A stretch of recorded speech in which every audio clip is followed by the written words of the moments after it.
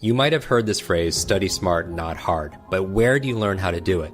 In school, you learn what to learn, math, history, science, Spanish, but not so much on how to learn. It's rare to find classes on how to learn, how to think, how to remember, and how to study. In this fast-paced, ever-changing world, these are the skills that will serve you as a student, not only in school, but also in life. The things I'm going to talk about here is based in neuroscience and brain science. And so I'm going to share with you 4 things you need to stop immediately and 4 things you want to start.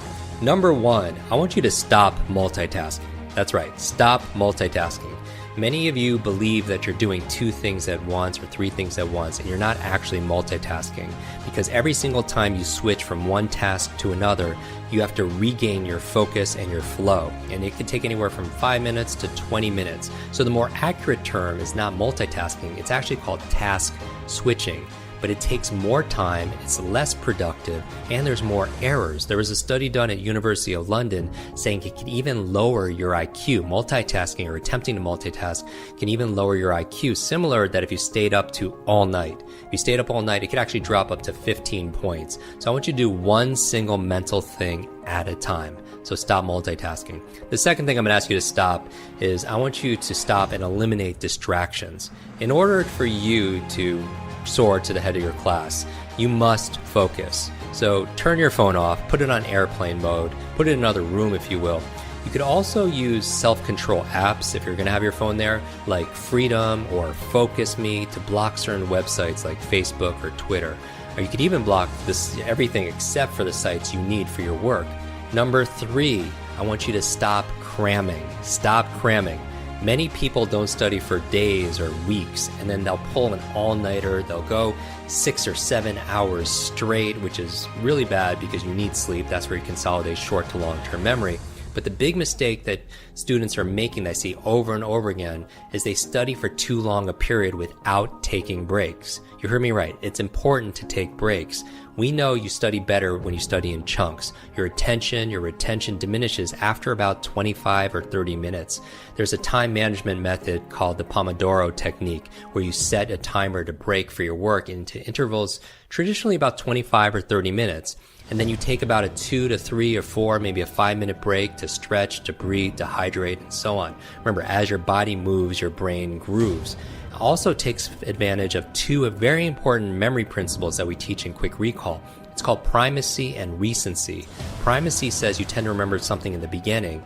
Recency says you tend to remember stuff towards the end, meaning that if I gave you a list of 30 words and you didn't have some of these memory techniques, you'd probably remember the words in the beginning, primacy, and the words towards the end, which are more recent, or recency. So what happens is if you study for 6 hours straight with no breaks, you remember the information towards the beginning and towards the end, but there's a huge dip in between for all that time. And the benefit of taking breaks every 30 minutes or 45 minutes, whatever you choose to break, is you create more beginnings and more ends, so you can recover a lot of that information. The 4th thing I'm going to ask you to stop is to hack this thing called acrasia.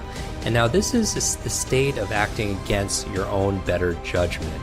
And Socrates was said to have asked precisely, how is it possible that if one judges action A to be the best course of action, why would anyone do anything other than A, right? You want to major in the major things, and focusing on the 80-20 rule, right? Pareto's principle. Focus on the 20% of the things that give you 80% of the results or the rewards. And the challenge is a lot of people can't stick with a course of behavior. So I would recommend apps like Stick or BeMinder, which helps you to keep your commitments. Now, I'm going to rapid fire give you the 4 things that you want to start. You want to start these 4 things. So number 1, I want you to practice what we call active recall. I actually don't recommend you reread textbook chapters over and over and over again. That's what most people do through rote repetition, because you could delude yourself that you know the information that you're reading instead of really testing yourself. I'd rather you close the book and recall and recite all that you could remember, because there's a difference between recognition and recollection. There's a big difference between recognition and recollection. Many times when you're rereading that chapter over again, you actually delude yourself thinking that you remember this information when you're really just recognizing it in front of you. Because recognizing requires a trigger for you to remember something, and you may not get that on a test. You probably very well likely get that on a test. So study actively with a focus on recollection and quiz yourself. Don't just glance over your notes, your highlighted notes. Number 2, I would say, is start doing spaced repetition. Basically what this is saying is you want to be able to space out your studying into intervals like you could your body when you're working it out. And separating the information, reviewing it through intervals, like maybe reviewing it an hour later, a day later, a week later, a few weeks later, helps to take it from your short-term to your long-term memory. And if you want software, many of you are very digital, that can help you accelerate that. There's a free software program called Anki. And it's like online flashcards, but they break it up into spaced repetition. So it makes it very straightforward on how to learn a language.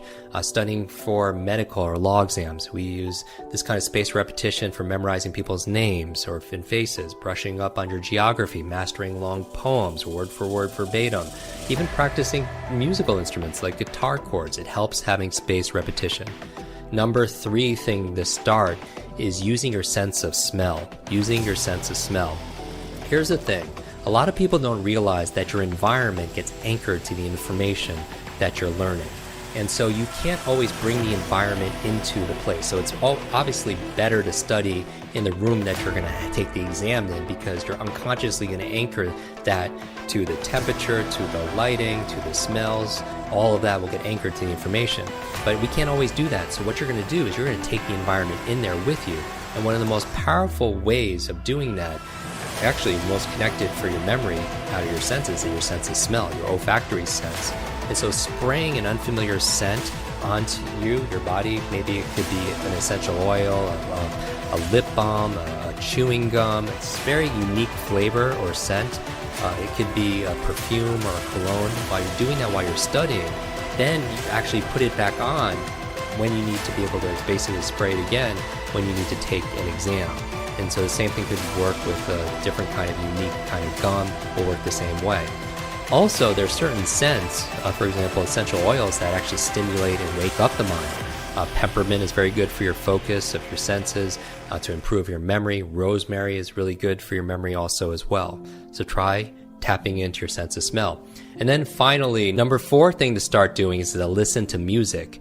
And not music that would distract you, not heavy metal, not rap, but research done at Stanford School of Medicine says that playing certain types of music, like classical music, especially from the Baroque era, it's 60 beats per minute, which is also harmonizes with the resting heart rate. And that could actually help accelerate the students to engage parts of your brain to help you pay attention and make predictions. It puts you into what they call an alpha state, a brainwave state, an alpha state, where you're relaxed and aware. Not to mention, listening to music can improve your mood and change your whole outlook in studying in general.